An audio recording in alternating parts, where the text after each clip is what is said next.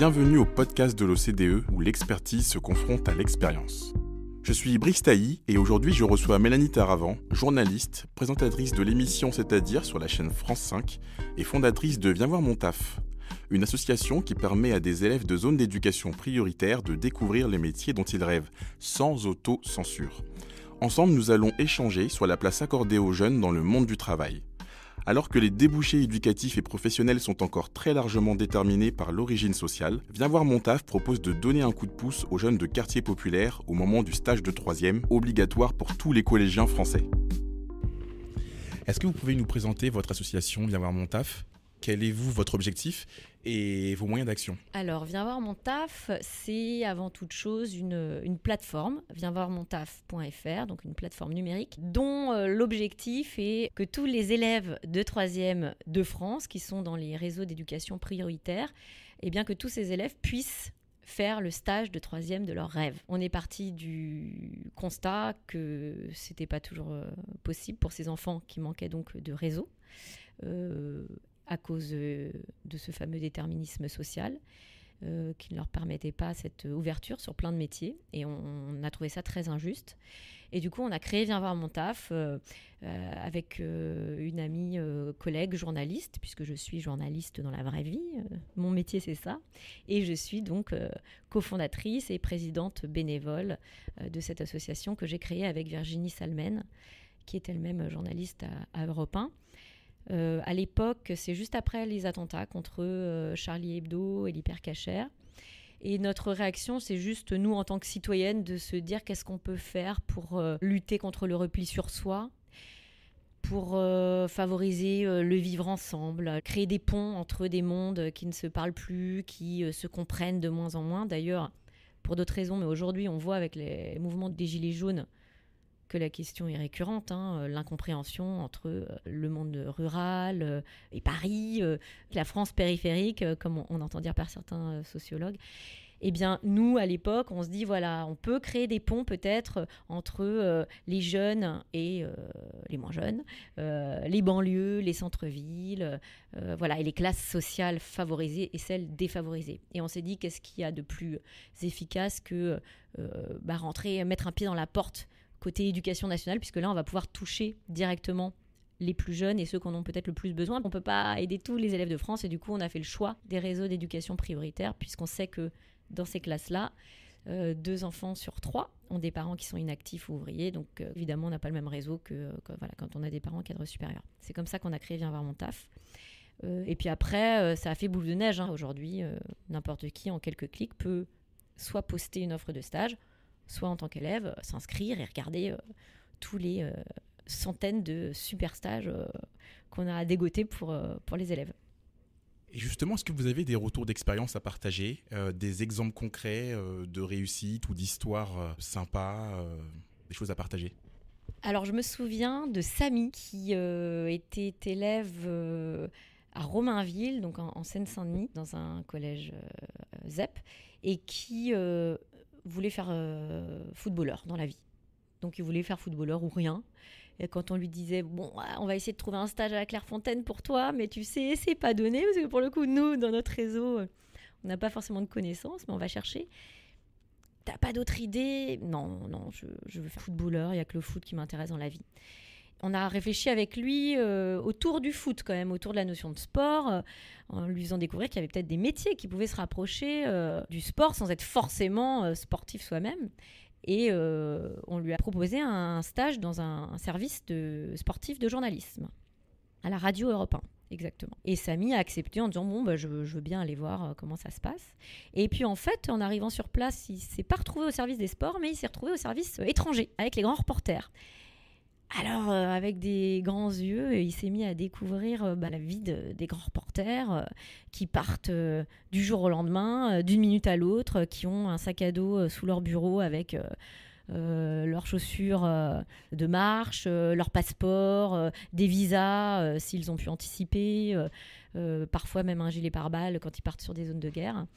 Et évidemment, lui, il n'allait pas partir, mais il voyait la préparation. Et puis, il s'est lié d'amitié avec un des journalistes qui s'est occupé de lui. Le papa de Samy aussi, du coup, a rencontré ce journaliste, ce qui, du coup, en plus, a permis de faire d'une pierre deux coups, puisque le père a lui-même élargi son réseau, est devenu plutôt ami avec le tuteur de Samy. Et donc, toute la famille a profité de ces rencontres passionnantes. Et Samy, à l'issue de son stage, a demandé à son maître de stage ce qu'il avait fait pour être là où il était. Alors son maître de stage lui a dit, voilà, j'ai fait telles et telles études. Et puis il demande à Samy ce qu'il a prévu de faire. Et Samy lui dit, non, moi on m'a dit de faire, alors je sais plus exactement, mais faire une seconde pro. Ah bon, mais c'est toi qui as envie parce que tu as un objectif professionnel particulier. Non, on m'a dit de faire ça. Samy avait des notes plutôt tout à fait respectables. Il avait la moyenne partout. Et son maître de stage lui dit, tu sais, peut-être tu peux réfléchir. Et Samy dit, non, mais ça y est, j'ai réfléchi là. En fait, je vais être journaliste comme vous. Alors, le maître de stage lui dit, si tu veux être journaliste, c'est tout à fait possible. Mais en revanche, il va falloir que tu aies un bac général et puis peut-être réfléchir à faire un bac plus 3 autour. Souvent, c'est des études un peu générales avant de faire une école spécialisée. Donc, il faudrait peut-être que tu passes, dans ce cas-là, en seconde générale. Et ni une ni deux. Samy s'est mis à lire la presse tous les jours, a-t-il raconté. S'est plongé alors à son niveau, dans la presse qu'il trouvait autour de lui. Il s'est mis à s'y intéresser fortement. Il a demandé son passage en seconde générale. Il y est arrivé.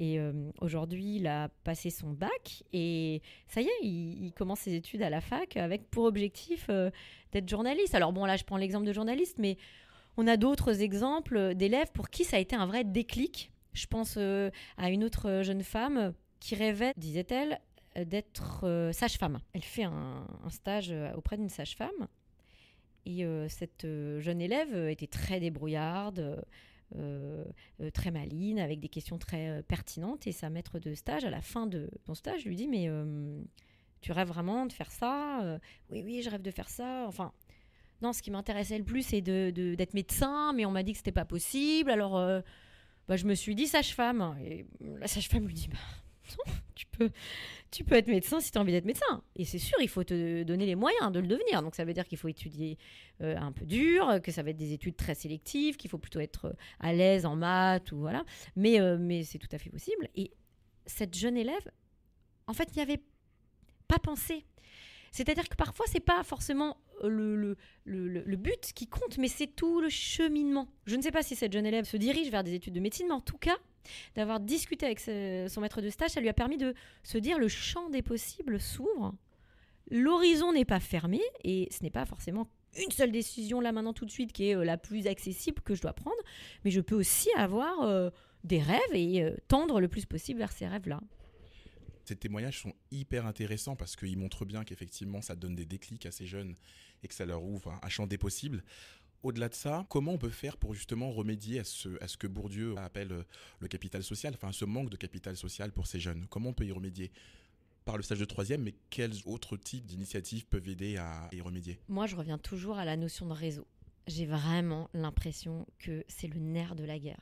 Ça paraît vraiment une évidence quand on le dit comme ça. Parce qu'une fois qu'on l'a dit, c'est tellement simple à conceptualiser à quel point c'est important qu'on se dit oui, mais il y a d'autres choses. Mais en fait, je pense vraiment que c'est la base. Et même à nous, enfin en tout cas à moi, issue d'une famille socialement plutôt favorisée, mes parents n'étaient pas particulièrement fortunés, mais je viens pas non plus de milieu social particulièrement défavorisé. Même moi, entourée de personnes qui auraient pu théoriser cela, eh bien, on me l'a jamais dit. Je l'ai découvert, moi, très tard. Et donc, moi, vraiment, la première chose sur laquelle j'appuie fortement au sein d'Y avoir mon taf quand on est face à ces jeunes-là, c'est cette notion de réseau. Un réseau, c'est des personnes qui vont pouvoir vous aider. Pas forcément, d'ailleurs, que pour trouver un métier ou un stage, comme on le disait, mais aussi pour vous aider à réfléchir autour des notions d'études, vous aider à imprimer un dossier d'inscription parce que vous n'avez peut-être pas d'imprimante à portée de main le jour où vous en aurez besoin. Vous aider à relire un CV, vérifier avec vous s'il n'y a pas de faute d'orthographe. Vous donner son avis quand vous hésitez entre deux universités ou je sais pas moi, deux directions de vie. Des personnes qui peuvent être éclairantes. Mais ce que je leur dis toujours, c'est que ces personnes-là, vous ne pouvez pas les sonner du jour au lendemain alors que peut-être vous les avez rencontrées lors d'un stage il y a 4 ans et vous n'avez jamais donné de nouvelles. Et donc, j'aborde la notion de réseau qui s'entretient. Il faut entretenir son réseau. Et donc, je donne souvent l'exemple aux élèves que je croise en disant c'est envoyer un petit message le jour de l'an, envoyer votre rapport de stage et la note que vous avez eue, parce que ça intéresse toujours un maître de stage d'avoir un retour. Donnez de vos nouvelles. Comme ça, de temps en temps, et le jour où vous aurez besoin d'aide, vous verrez, vous pourrez compter sur cette personne-là. Et un jour, je raconte souvent cette anecdote, mais elle est quand même assez parlante. Évidemment, j'ai reçu plein d'enfants en stage et j'ai eu un petit SMS d'une élève qui m'envoie un message quelques mois après la fin de son stage et elle me dit « Bonjour madame, je pense très fort à vous, c'est la Saint-Valentin, je vous embrasse, à très bientôt ». Et j'ai trouvé ça vraiment extrêmement fin. Parce qu'à première vue, on se dit « Bon ». Elle tombe un peu à côté de la plaque parce que ça aurait été le code social en tout cas aurait plutôt voulu qu'elle m'envoie un bonjour, je viens de passer mon bac et je voulais vous annoncer que je l'ai eu, ou alors merci encore de m'avoir reçu et joyeux Noël. Mais finalement, elle avait atteint son objectif parce que moi, ça m'a vraiment fait rire. Du coup, je lui ai répondu en lui disant mais qu'est-ce que c'est drôle, c'est sympa. Et puis du coup, on a échangé à ce sujet-là. Et puis en fait, ça a créé du lien. Et tout l'objectif, c'est de créer du lien d'une manière ou d'une autre. Donc j'encourage les enfants à entretenir ce lien, ce qui n'est pas évident parce que c'est difficile de discuter avec des adultes quand on n'est pas habitué, que les adultes qu'on connaît, c'est son papa, sa maman ou l'autorité au collège en gros. Dans les témoignages qu'on a eus également des lycéens, ce qui était très intéressant, c'est qu'on a parlé de la façon dont ils voyaient l'avenir du travail. Est-ce qu'ils pensaient qu'ils allaient faire qu'un seul métier ou qu'ils allaient avoir une carrière qui allait être jalonnée de plusieurs étapes différentes, faire différents métiers. Et vous-même, c'est un exemple de la façon dont on peut se réinventer. Vous avez été avant danseuse et après vous êtes maintenant journaliste. Est-ce que vous pouvez nous en dire plus sur le changement radical qu'on peut faire, qu'on peut avoir dans une carrière, comment on peut se réinventer ? Oui, alors j'étais danseuse à l'Opéra de Paris avant effectivement de tout plaquer et de reprendre mes études pour devenir journaliste. La danse, c'était un rêve de petite fille et donc j'ai commencé très tôt. Et j'ai eu la chance d'être plutôt soutenue par mes parents. Et puis un jour, j'ai décidé de changer de vie pour différentes raisons. Parce que, notamment, j'avais envie de découvrir, justement, on parlait d'horizons, d'autres horizons.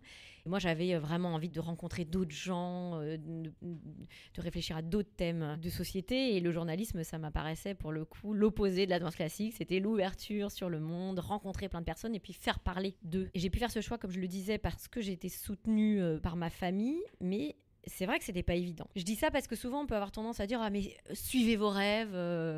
Il faut quand même se faire confiance et suivre son élan, l'élan premier. Si on a envie d'aller vers un métier d'artisanat, faut le faire en fait. Faut pas se dire oui mais maman elle m'a dit que c'était mieux d'être médecin. Après ça pose la question quand même de la possibilité. C'est-à-dire que quand on est soutenu par les siens, c'est quand même beaucoup plus simple de changer de vie, de reprendre ses études ou de prendre des risques que quand on ne l'est pas. Donc moi, je peux juste parler de moi, ce que j'ai vécu. Je regrette pas du tout. Il a fallu après... s'armer de patience parce qu'il faut reprendre ses études, ça veut dire aussi peut-être travailler un peu plus que d'autres personnes qui savent ce qu'elles veulent faire depuis qu'elles ont, 16 ans et qui du coup mettent en place leur plan d'études ou de carrière vers un même objectif. Et puis il y a des enfants qui changent plusieurs fois d'envie, d'objectif et donc de vie comme moi. Je trouve que c'est très bien, ça permet aussi de rendre la vie plus attrayante. Moi, aujourd'hui, je suis journaliste. Peut-être que dans 10 ans, je ferai complètement autre chose. Donc, il n'y a pas un seul métier dans sa vie. Et je pense que plus on va évoluer, de toute façon, le monde veut ça, plus l'organisation de la société veut ça, plus je pense qu'on va avoir non pas un seul métier dans nos vies, mais plusieurs métiers. Parmi les jeunes que vous avez reçus en stage ou des témoignages que vous avez eus, quelles sont vos impressions sur la façon dont eux voient l'avenir du travail, avec peut-être plusieurs métiers ? Alors ça, c'est sûr que plus on va avancer dans le temps, plus on va pouvoir faire plein de métiers. Ces fameux métiers de slasher, comme on dit, on fait quelque chose, slash, autre chose, slash, encore un troisième métier.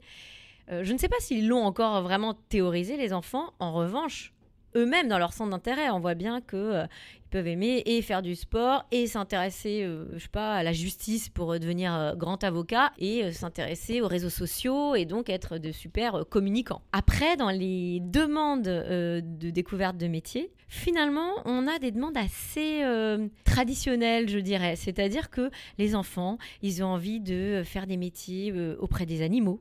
Ils ont envie de découvrir le métier de vétérinaire ou d'aller travailler dans un zoo. Ils nous demandent de découvrir des métiers très humains autour, par exemple, donc, de la médecine, des sages-femmes, mais aussi autour du combat de la justice. Donc, c'est quand même pas des métiers complètement fous du type « je voudrais travailler avec des robots », alors qu'on parle beaucoup de ces futurs métiers. L'avenir, c'est probablement des robots qui vont investir nos vies, mais ils n'en ont pas encore totalement conscience. En revanche, nous, on propose du coup des stages, par exemple, auprès d'une entreprise qui a fabriqué le premier petit robot français qui aide à l'autonomie des personnes, par exemple, qui sont chez elles et qui ne peuvent pas bouger de façon autonome. Et je sais qu'il y a des élèves qui sont allés faire ce stage-là et qui sont ressortis avec des étoiles plein les yeux parce qu'ils ont découvert, pour le coup, un métier de technologie de pointe qui va énormément embaucher d'ailleurs par la suite.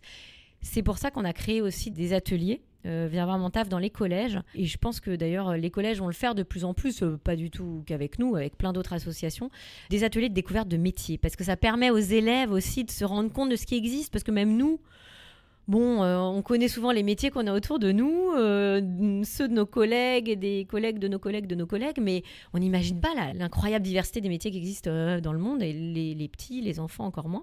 Et donc, ces ateliers de découverte de métiers, c'est l'occasion de leur parler aussi des métiers de demain, des secteurs qui vont embaucher, parce que c'est quand même aussi un élément qui permet de choisir ce qu'on va faire ou pas, mais en tout cas, on peut l'avoir en tête.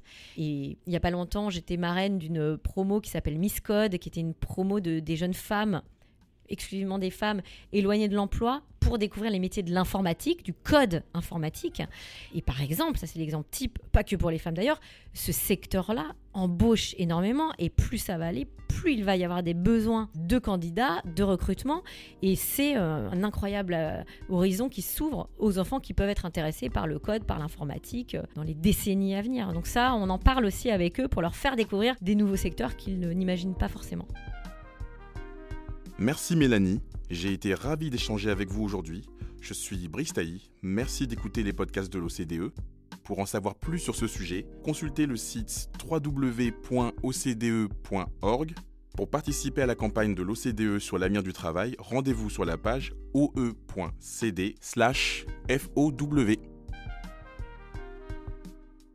Pour écouter les podcasts de l'OCDE, retrouvez-nous sur iTunes, Spotify, Google Podcasts et soundcloud.com/OECD.